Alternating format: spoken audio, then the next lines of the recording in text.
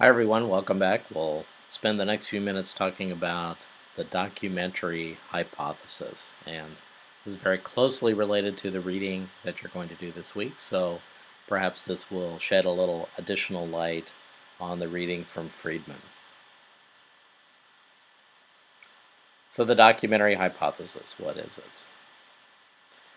First of all, the documentary hypothesis, I would say, began when questions arose about whether the Torah, meaning the first 5 books of the Bible in this sense, could have been authored by Moses. So, as I'm sure you're aware, kind of the traditional view has always been that Moses wrote the first 5 books of the Bible.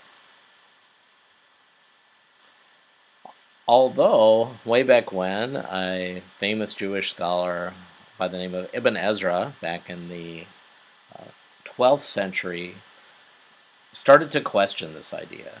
And because he was a very close reader of the Bible, he found a number of things in the Bible that didn't quite mesh very well with the idea that Moses was at least the sole author. And here's some common illustrations of what people point to that sound a little odd if we assume Moses was was the sole writer of the Torah. There's a verse in Numbers that says, "Now the man Moses was very humble, more so than anyone else on the face of the earth." So people found it difficult to imagine that Moses would have written this particular verse about himself. And if he had written it about himself, he's certainly bragging, I guess, about his humility. So, how does that work exactly? A little odd. Many people point to the death of Moses at the end of Deuteronomy as an indicator that Moses didn't write at least that part of Deuteronomy, because how does someone narrate their own death? Good question. Probably one of the most important points that comes up, and this is a bit technical, so I'll try to explain it as best I can.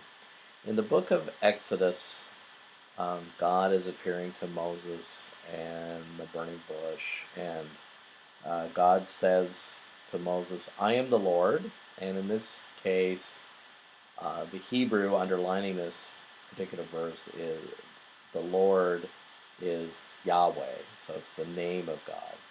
And Yahweh says, "I appeared to Abraham, Isaac, and Jacob as God Almighty, but by the name of the Lord," again by the name Yahweh, "I did not make myself known to them." But if you go back and read the stories of Abraham, Isaac, and Jacob, Yahweh tells them many times that who he is, and he does appear to them under the name Yahweh. So people look at this and say, how does this work exactly? So things like this, and there's a number of other things we could look at, are sort of anomalies or hiccups in the text that don't quite make sense, at least not to a close reader or a modern reader. And so what do we do with these? So following the agenda again of Spinoza, where he says we need to take an objective scientific look at the Bible, scholars over time, and you can read about this process in Friedman's book, developed what is called the documentary hypothesis. And the documentary hypothesis, and again, this is a hypothesis, so it needs to be tested, is that the Torah, or the first 5 books of the Bible, is a composite work of multiple authors. So that's sort of the key underlying point of the hypothesis, is that there there are more than one authors in this particular text. So think of the first 5 books of the Bible. I don't know, let's say you were working on a term paper with 3 other people, and you had this little committee, and everybody sat down and then divided up. Well, I'll write about this, and you write about this, and you write about this. And in the end, somebody had to sit down and combine all 4 works into one. Now, chances are, because writing styles are a little bit different, people's interests are a little bit different, um, maybe their background, educational background is a little bit different, you would probably still, even though you combined four people's works together, maybe you edited them pretty carefully, you could probably still go back and tell, for the most part, who wrote what. So that's, in essence, the process that biblical scholars were looking at that developed the documentary hypothesis, trying to sort out kind of the different pieces of the text. So eventually they came up with letters to designate these anonymous authors that um, they assumed wrote this particular part of the Bible. And they are generally known by the initials J, E, P, and D, because most of these guys were Germans. Um, the J actually stands for Yahweh or Yahwist author, because J makes a Y sound in German. You don't need to know that. But the E source is the Elohist source. So this source uses, or this author uses, a different name for God, or prefers to call God in Hebrew Elohim as opposed to Yahweh. We have a P source that is the priestly source. So these are all the parts of the Bible that are the parts of the Torah. It's very interested in rules and regulations. So all of the details of how the tabernacle is to be built in the book of Exodus that most people skip through because they start to fall asleep, um, those would be attributed to P. The genealogies are attributed to P usually. Um, so that's how people pull out that particular style of writing, that particular area of interest. And then we have the D source, which is the author or group of authors behind Deuteronomy.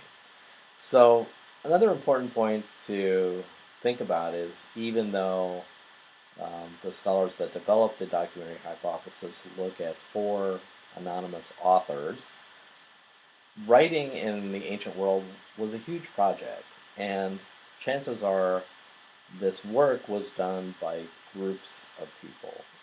Maybe there was one person directing the process, but chances are pulling all of this material together would have been an enormous undertaking and would have required more than um, four people working at different points in time. Eventually, this work leads to what is known more broadly as redaction criticism, or studying how the books themselves came together individually. So this could be applied to any book in the Bible, looking at the layers of the text where it seems like um, a certain part was developed, and then there is a sort of a seam or a break in the text, and then maybe something else was added on a little bit later, and so forth. So looking at the organic development of how the text of the Bible came together. So can we see evidence of layers or editing, those types of questions? Or does the editor leave editorial comments? So in the book of Genesis, there are a couple places where these a remark will be made about some um, monument that was established, and the writer will say, and you can still see that monument today. So you know that the person that's writing down the story is writing at a time later than when the story happened, or at least somebody is inserting a little comment there. So we can see the activity uh, of an editor or somebody pulling things together and making one particular coherent text. So ultimately, over the past couple of hundred years, the hypothesis that the Torah is the composite work of multiple authors, even though people will argue about whether one particular verse belongs to J or belongs to E, things like that. In general, the hypothesis has stood. So nobody else has come up with a better explanation for these anomalies or hiccups or speed bumps in the text. So scholars still um, generally buy this theory. It doesn't mean you have to buy the theory, but people that study the Bible accept this by and large as a gift.